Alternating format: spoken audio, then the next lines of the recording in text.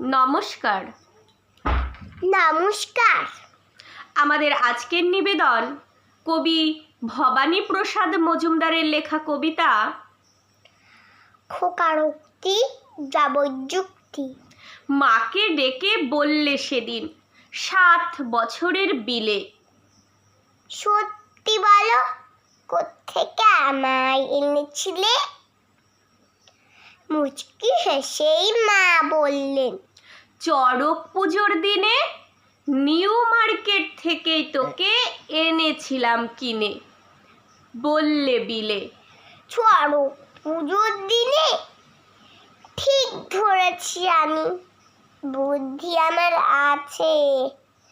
যতই করি মা বাদরামি, ছি ছি, এতই কি পান তুমি?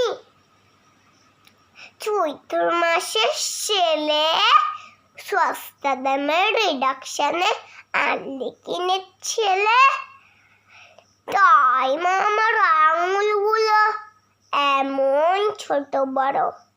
হাফ দামেতে কিনলে জিনিস হবেই এমন তার। নমস্কার। নমস্কার।